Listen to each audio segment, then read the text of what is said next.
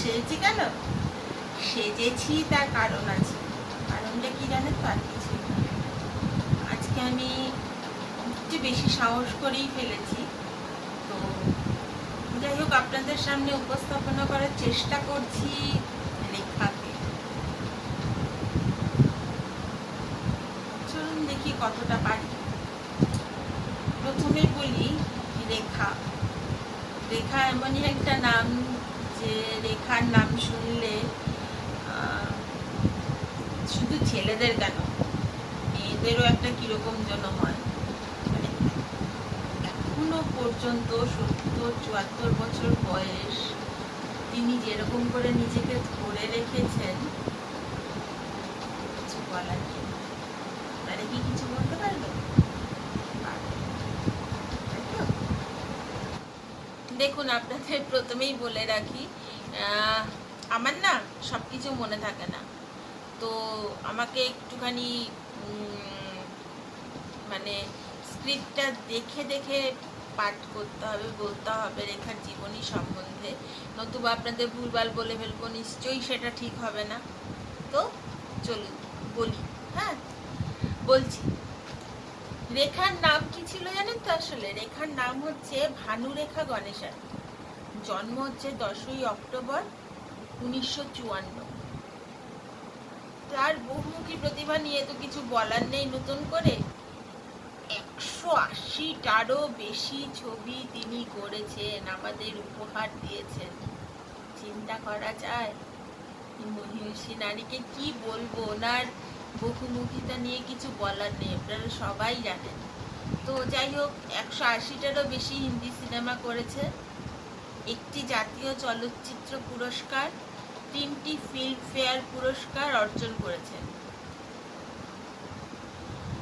তার বাবার নাম ছিল মিথুন গণেশন, তিনিও কিন্তু একজন অভিনেতা ছিলেন, এবং কি তার মাও একজন অভিনেতা ছিল। তার মার নাম ছিল পুষ্পবালী। রেখার কেরিয়ার শুরু হয়েছিল কিন্তু তেলেগু ছবিতে শিশু অভিনেত্রী হিসেবে, এবং তখন তার বয়স ছিল মাত্র 12 বছর। শুধু পরিবারের অর্থনৈতিক কারণ, তার জন্মের সময় তার পিতৃত্ব কিন্তু তার বাবা স্বীকার করেনি। তো খুব দুঃখ কষ্টের মধ্যে দিয়ে পড়াশুনো ছাড়তে বাধ্য হয়েছিলেন। ভীষণ ভীষণ ভীষণ ক্রাইসিসের মধ্যে দিয়ে তার জীবন গেছে। তো সেখান থেকে পড়াশুনো ছেড়ে দিয়ে তিনি ছোট অবস্থাতেই 12 বছর বয়সেই ঢুকে পড়েন সিনেমার জগতে, শুধু শুধু পেটের টানে, বাঁচার তাগিদে। তারপরে 12 বছর বয়সে তিনি প্রথম তেলেগু ছবি করলেন, তারপর তিনি কন্নড় ছবিতে কাজ করেন। 1970 সালে আসলে তার হিন্দি ছবিতে আত্মপ্রকাশ ঘটে। পরপর কয়েকটি হিন্দি ছবিতে কাজ করে সাফল্য পেলেও প্রায়শই তাকে তার চেহারা এবং ওজনের জন্য কথা শুনতে হতো। আর তিনি হিন্দিও খুব ভালো করে বলতে পারতেন না। তো এই যে কথা শুনতে হতো তাকে, তার এই সমস্তের জন্য, তখন তিনি কি করলেন, আস্তে আস্তে তার অভিনয়ের কৌশল বদলাতে থাকলেন এবং হিন্দি চর্চার উপর যোগ দিলেন, হিন্দিটাকে ভালো করে আয়ত্ত করার চেষ্টা করতে থাকলেন। তারপরে তো আর কিছু বলার নেই, যেমন ঘর, মুকদ্দর কা সিকান্দার, অভিনয়ের জন্য প্রথম দিকের স্বীকৃতি তিনি পেয়ে গেলেন।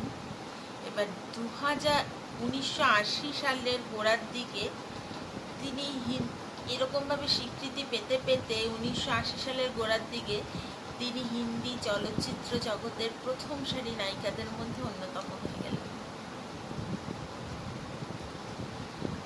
এরপর আসলো তার কি, তার সেই বিখ্যাত অভিনয়ে সমৃদ্ধ ছবিগুলো, যেগুলো হচ্ছে খুবসুরত, যার জন্য তিনি প্রথম ফিল্মফেয়ার পুরস্কার পান। এরপর চলতে থাকে, এরপর তিনি জাতীয় চলচ্চিত্র পুরস্কার পান, খুন ভারী মাঙ্গের জন্য ফিল্মফেয়ার পান দ্বিতীয় সেরা অভিনেত্রীর হিসেবে, অ্যাকশন থ্রিলার ছবির জন্য তৃতীয় ফিল্মফেয়ার পুরস্কার পান। বিভিন্ন ধরনের নাটক করেও তিনি বিশাল প্রশংসা পেয়েছেন। আবার এমন অনেক ছবি আছে যেগুলো করে তিনি সমালোচিতও হয়েছেন। মানে সব সময় তার জীবন যেন একটা রহস্যে ঘেরা, একটা রহস্য শুধু না, বিভিন্ন রকম শেডে তিনি বিভিন্ন জিনিস করেছেন সারা জীবন ধরে। তার মধ্যে তিনি বিভিন্ন রকম অভিনয় যেমন করেছেন, তেমন বিভিন্ন রকমভাবে সমালোচনায় এসছেন, বিভিন্ন রকমভাবে মিডিয়া তার পেছনে দৌড়িয়েছে। মানে তার জীবনটা যেন একটা কীরকম, মানে বিভিন্ন শেডের বিভিন্ন রকম, কিন্তু সমস্ত কিছুর মধ্যে দিয়েও তিনি কিন্তু নিজেকে ঠিক ধরে রেখেছেন। তো এটা তো আর মানে বলার নেই, এটা সর্বজন বিদিত।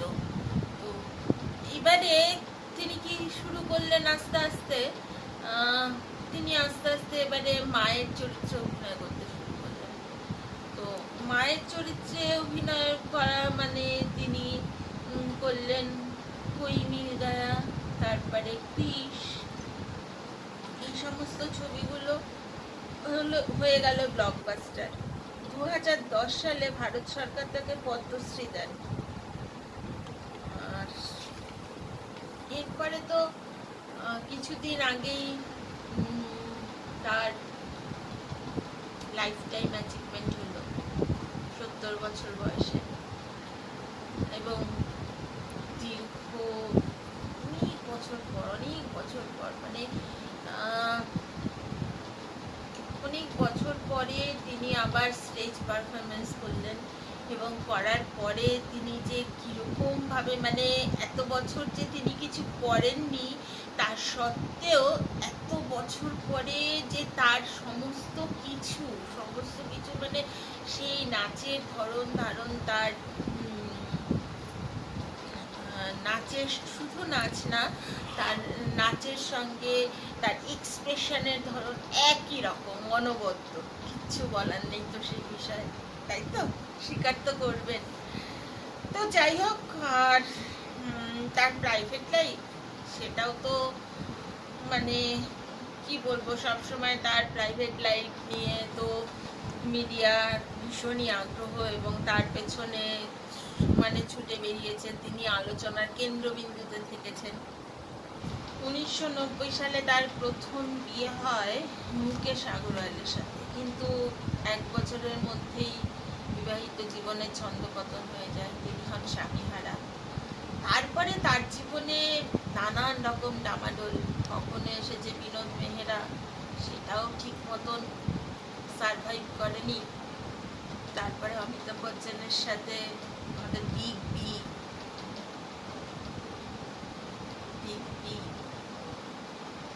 যাই হোক, এটা নিয়ে আমি আমার নিজস্ব মতামত দেব না। বিগ বির সাথে তিনি জড়িয়ে পড়েন, কিন্তু এটা বলতে পারেন 19 দশকের দিকে বিগ বির সাথে ছবি করতে করতে তিনি বিগ বির সাথে জড়িয়ে পড়েন, এবং এমনভাবে জড়িয়ে পড়েছিলেন, সেই জড়িয়ে পড়ার প্রতিচ্ছবি কিন্তু আমরা দেখতে পাই সিলসিলা ছবিতে, তাই নাকি? কিন্তু সেটাও তো ঠিক মতো হলো না।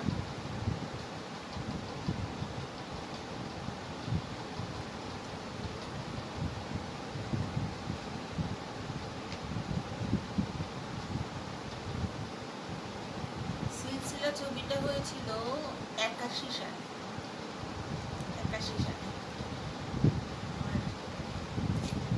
তিনি যে পড়াশুনো ছেড়ে দিয়েছে, মানে ছেড়ে এই ফিল্ম জগতে আসতে বাধ্য হয়েছিলেন, কিন্তু তার মধ্যে কিন্তু বিদ্যার যে আগ্রহটা, সেটা কিন্তু ছিলই।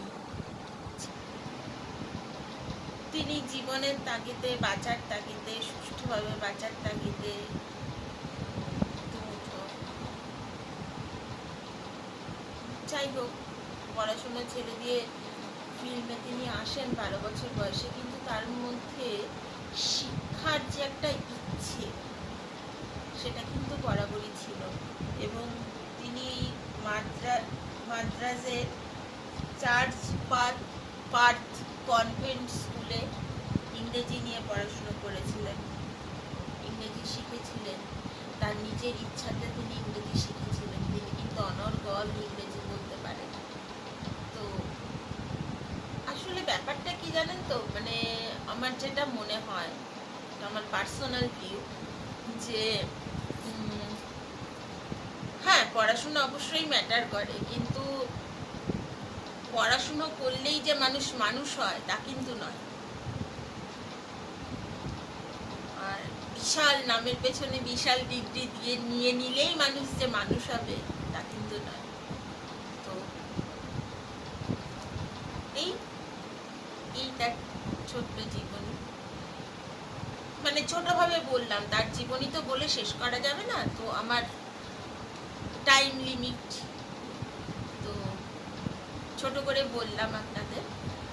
আর বাকিটা তো আপনারা নিশ্চয়ই জানেন। আমাকে চলুন তাহলে আমরা এবার ওনার কিছু নাচ, উনি যে গাইতে পারেন সেই কিছু গান, তারপরে ওনার পুরস্কার নেবার এটা, ওনার আগের নাচ, দীর্ঘ বছর গ্যাপ দেওয়ার পরে আবার যে নাচ শুরু করলেন সেই নাচ, তারপরে ওনার একটি ইন্টারভিউ, জীবনের সম্বন্ধে একটু বলেছেন, ছোট্ট করে একটা ইন্টারভিউ। আর উনি যে ভালো একজন গায়কও, গায়িকাও, সেটা একটু দেখি আমরা।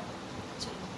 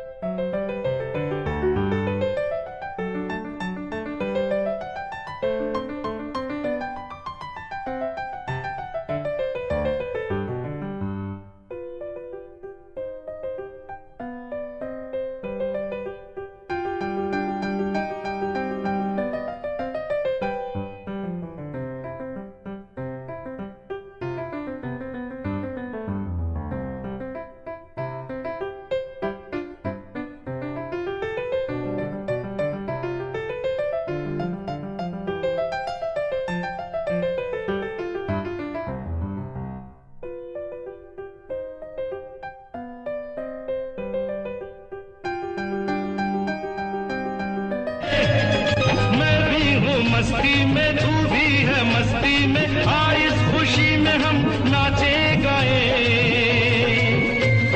किसको पता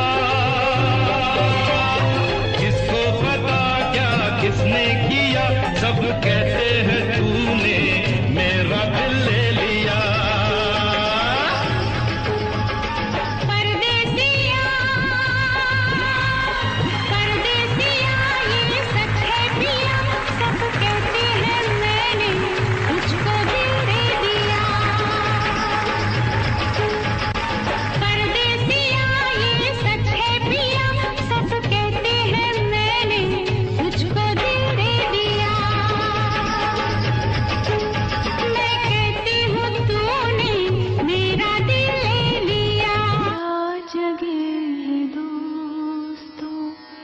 ये कौन सा दयार है, ये कौन सा दयार है।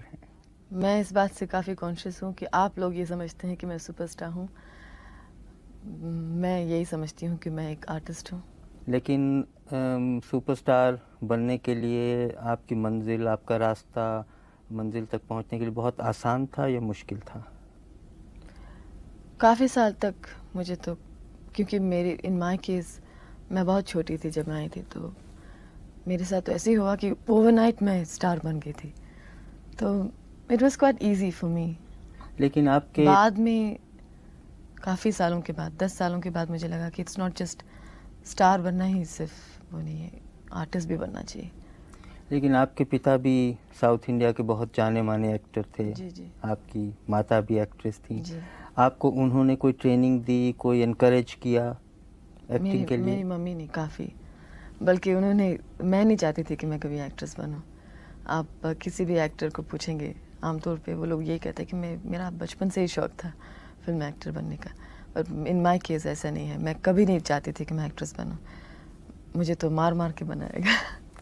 तो आपने शुरू में क्या कोई साउथ इंडियन फिल्मों में एक्टिंग की? जी हाँ, मैं चाइल्ड आर्टिस्ट थी, 3 साल की उम्र से मैं काम कर रही हूँ। फिर बम्बई कब आई?